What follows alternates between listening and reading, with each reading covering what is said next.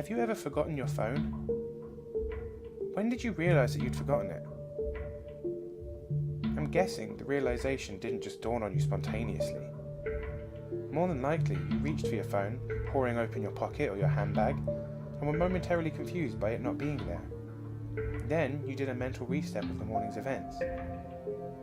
In my case, my phone's alarm woke me up as normal, but I realised the battery was lower than I expected.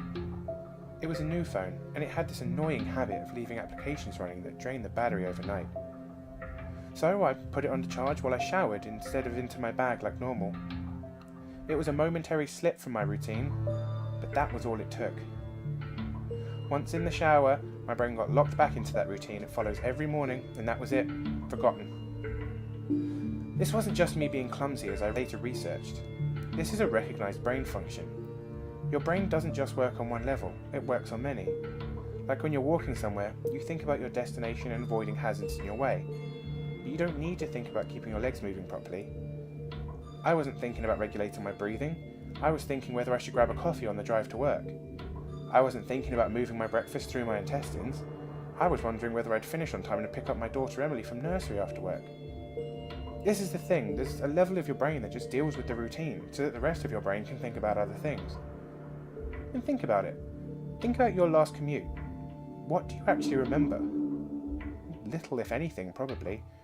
Most common journeys blur into one, and recalling any one in particular is scientifically proven to be difficult.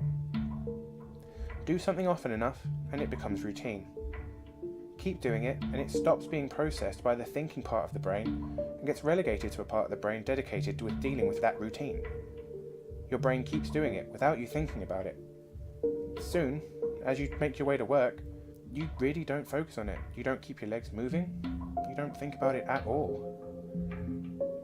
Most people call it autopilot, but there's a danger there. If you have a break in the routine, your ability to remember and account for the break is only as good as your ability to stop your brain going into routine mode in the first place.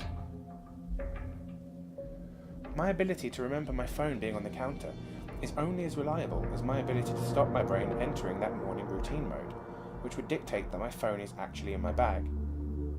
But I didn't stop my brain entering routine mode. I got in the shower as normal, my routine started, and that exception was forgotten. Autopilot engaged. My brain was back in the routine. I showered, I shaved, the radio forecast amazing weather. I gave Emily her breakfast and loaded her into the car. She was so adorable that morning. She complained about the bad sun in the morning blinding her, saying it stopped her having a little nap on the way to nursery. And then we left. That was the routine. It didn't matter that my phone was still on the counter charging silently. My brain was in the routine, and the routine had my phone in my bag. This was why I forgot my phone. Not clumsiness, not negligence, nothing more than my brain entering routine mode and overwriting that exception. Autopilot engaged.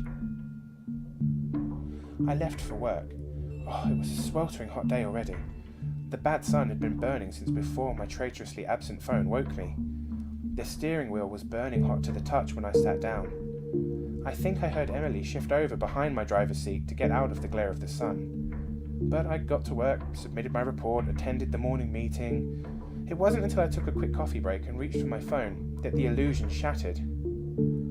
I did a mental restep. I remembered the dying battery, I remembered putting it on to charge, and I remembered leaving it there. My phone was still on the counter.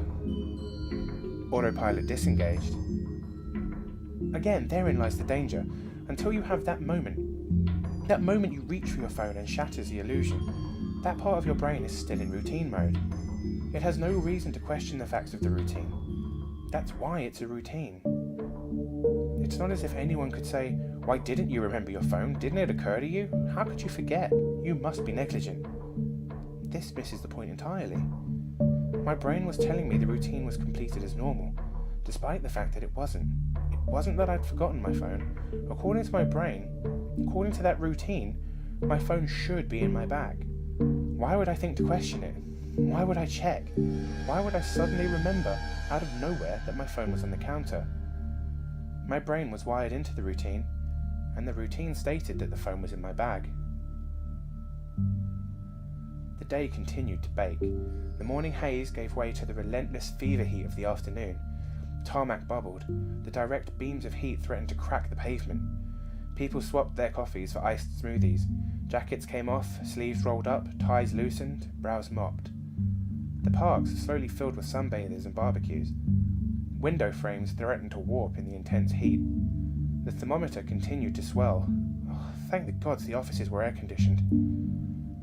But, as ever, the furnace of the day gave way to a cooler evening. Another day, another $1. Still cursing myself for forgetting my phone, I drove home. The day's heat had baked the inside of the car, releasing a horrible smell from somewhere. When I arrived on the driveway, the stones crunching comfortably under my tyres, my wife greeted me at the door. "Where's Emily?" Shit.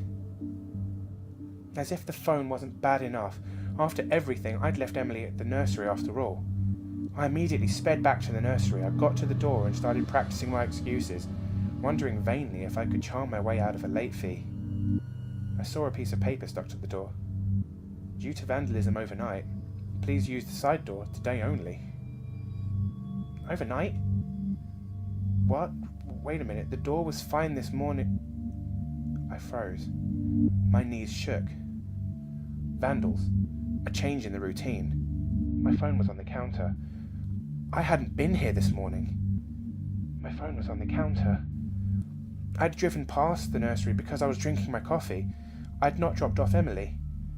My phone was on the counter. She'd moved her seat. I hadn't seen her in the mirror. I hadn't noticed her. My phone was on the counter. She'd fallen asleep. She'd gotten out of the bad sun. She didn't speak to me when I drove past her nursery. She didn't remind me. My phone was on the counter. She'd changed the routine, but I hadn't noticed. My phone was on the counter. She'd changed that routine, and I'd forgotten to drop her off. My phone was on the counter. 9 hours. That car, that baking sun. No air, no water, no power, no help. That heat. The steering wheel was too hot to touch. The smell. I walked to the car door, numb, in shock. I opened the door. My phone was on the counter, and my daughter was dead. Autopilot disengaged.